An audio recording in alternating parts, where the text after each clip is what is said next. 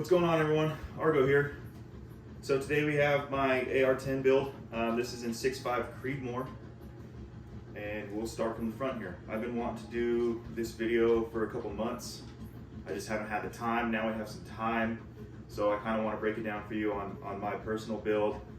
It was kind of finicky in the front, changing things up, had to adjust some stuff with the can on it, and now this thing is running flawlessly. So let's talk about it a little bit. Into it. I'll put this coffee down. So we'll start from the front here. I have a AB suppressor Raptor 10 with a 5-inch reflex on it. It is 7.62 or 308. It is their 30 cal can. I love shooting this thing out of here, the 6.5. Right now I'm running, which I'll do that for you.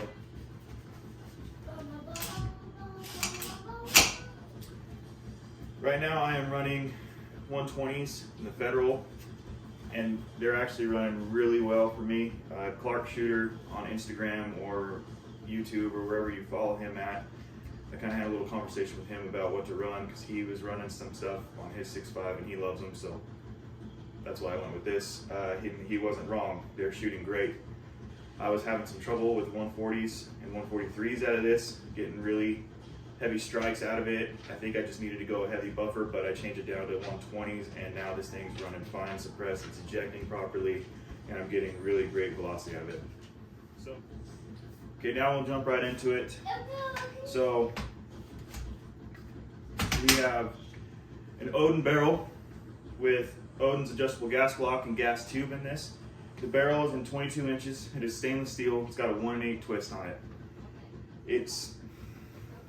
I like it a lot. So, doing my research on Odin, they guarantee like sub MOA out of all their barrels and all their guns, and it's proven to be true with this gun. So I'm happy with it so far.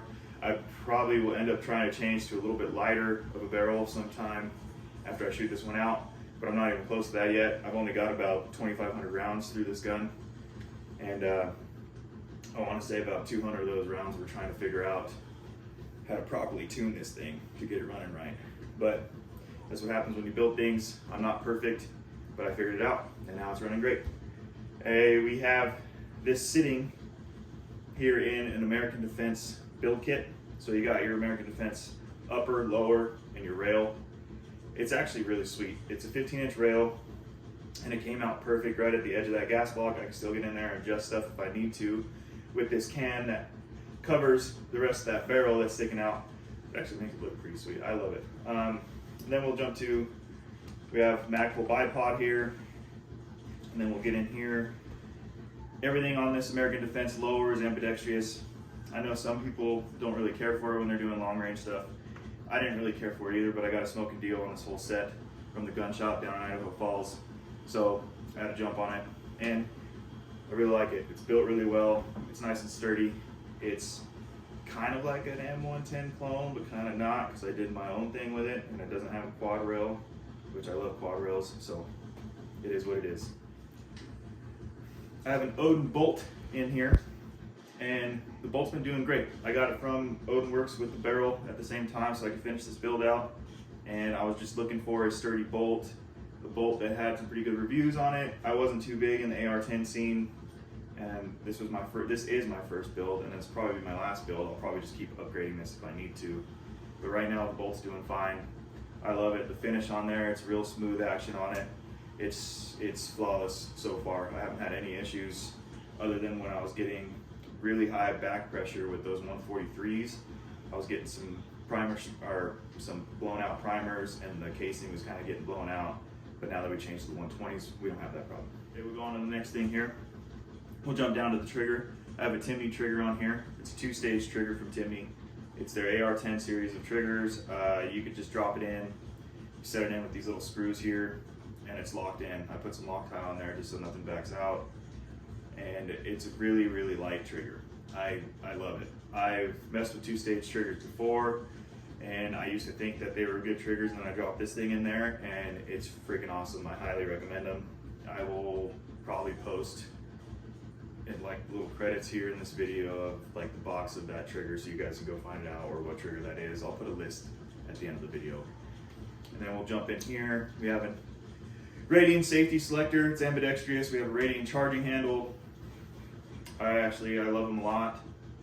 We do not have, we have the Arrow heavy buffer system in here.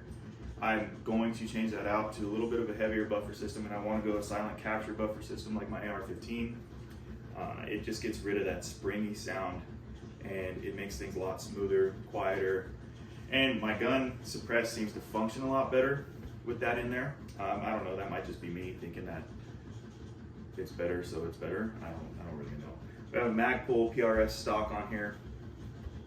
I like this one a lot better than the light, which now I kind of regret not going the light because of how heavy this gun really is, but I'm not too worried about it. Like, go to the gym. Pretty much all I gotta say about that. But the light is pretty cool, so if you have the chance to get the light, get the light. It is also, I think, cheaper than this one. And then back on here, I have Walter Skovak Security LLC. It's their little range identification card, so you'll get like stop sign, propane tank, car, different little things on here with the exact measurement in inches of height wise. So at the bottom, well, you'll have a little wind drift scale here, so you could look at that as well. But at the bottom, it shows you the equation of when you mill something in your scope. If you mill it right and do the equation right with a little calculator, you don't have to have a rangefinder and all that stuff, just in case that stuff breaks or goes down. It'll give you the distance, which is just your sniper equation. I highly recommend that you look into it or get one if you're relying on all this equipment, because someday it could fail or you could run out of batteries, and when you actually need to take that shot and know the distance, you have a backup plan, and it's pretty damn accurate. I was actually testing it out in my backyard and down in the desert, and I was ranging some stuff, and then I would confirm with my rangefinder, and it would be either right on if I was milling it right, or it'd be a couple meters off, give or take, plus or minus, and within like 5 to 10 range, which you could quickly adjust and take another shot from there. We'll jump to the scope now. So I got an Arken SH4 Gen 2. It's the 4-16 by 50. It's not their most expensive stuff. I bought this just to kind of get a scope on here and start running it, and I heard some good things about the Arken, so I wanted to test it out. And then I was pleasantly surprised. I'm actually looking into buying another Arken, their EP series, but right now I have no problems with this scope. I love it. The reticle on it is great. It's great for milling. It's great for ranging targets, and it's also great for doing holdovers. You don't have to really dial. I don't like dialing. I like doing holdovers a lot. If I don't have to dial, I won't. But I actually am pleasantly surprised and really happy with this purchase. I know their prices probably just went up recently, but I highly recommend them if you're looking into not a budget-friendly scope, but more of a scope that's going to save you the dime, other than going like the Vortex Razor or like Leupold Mark V. I would jump on this, get used to that stuff, practice milling, and then eventually upgrade if you want to. That was my plan, and now I plan to not do it. I'm actually just going to try and keep running these as long as I can and see what they could do. And right now I haven't had any issues with them, so I would say pretty good buy if you're trying to save some money and get a scope on your gun. That's a-okay. So yeah, we'll jump to the tripod setup and what's holding this gun on here. So right now, this is a Bog Arken Swiss mount. I usually run Area 419, or I have a Seekins one on my Seiko, that's kind of sacrilegious, but it is what it is. I got this Bog for a pretty good price. I think it was like 20 bucks actually. And it's short, but it works out perfectly fine for this system here. I still have a place to place my hand when I'm not sitting on the ground, or if I want to throw it on a bag. It's got some grip here with this tape texture. And then I have my bipod up front, so it's a really good spot just to be right there. And it's got a good balance when you're sitting on the tripod with it. And then, why are you not done with it? I'm not done yet, buddy. We're getting there. So we'll go down. Okay, I'll come help you in a second. So we'll go down to here. This is the Vortex Radian Carbon. I got this bipod from the gun shop down in Idaho Falls. It's a really great setup. It's really light for being a full-size bipod, or tripod, sorry. It's got the level head on it though. I really regret not going the ball head, which I'll probably change to here soon, and get a quick detach system instead of having to switch this little knob to take the gun in and out. But it's still pretty quick. I could loosen it up, slide it out of there, and then pack this thing up and go, or I could just run up, slide it in, tighten it, and I'm good to go too. What's cool about the level head though is it's got a bubble level on the top of there, and then it's got a bubble level on the top of the tripod. And it only looks different because I spray painted everything, and then I threw some tape down here so my hand doesn't slip off while I'm trying to get a grip and a good posture or a good shooting position. And then, yeah, that's about it for the gun setup. Other than I freaking love this thing. I could take this thing out to about 1200 comfortably and be on target. I kind of want to try and go take it out to a mile. Actually, me and my buddies, we're gonna, well, as soon as the snow clears up, that's been coming up, we're gonna go find a spot out in the desert, throw a big piece of steel out there, and then we're gonna try and push this thing out a mile. I'm gonna take the Seiko, push that out a mile. I've already done a 300 PRC. I think they got some 6.5 Creedmoor and they got a 300. I forget which one, if it's a Win Mag or Norma. But we're gonna take those out. We're gonna push these out a mile, and I'll probably do another video on that with these guns. And then, yeah, buddy, I'll come help you in a second. I'll come help you in a second. And then, real quick, we'll jump to what else I recommend having when you're wanting to go do some long range stuff or get into long range. So we'll jump to it right now. Okay, so let me lower this down a little bit. There we go.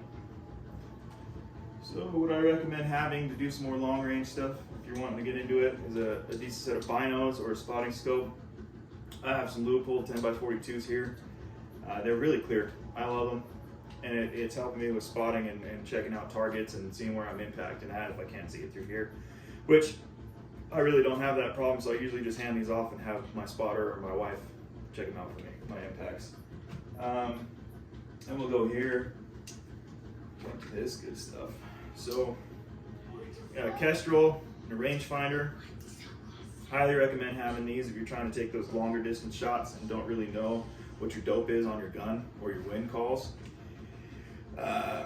This will help you get your wind readings and stuff. This will help you get your distance. And then if you have a ballistic calculator, or you can download the Hornady one, put in all your info, what you're shooting, the gun you're shooting. It asks you all the questions. You can input your gun on there, input all your info, the round you're shooting, the wind, distance, if you want to do meters, yards, whatever.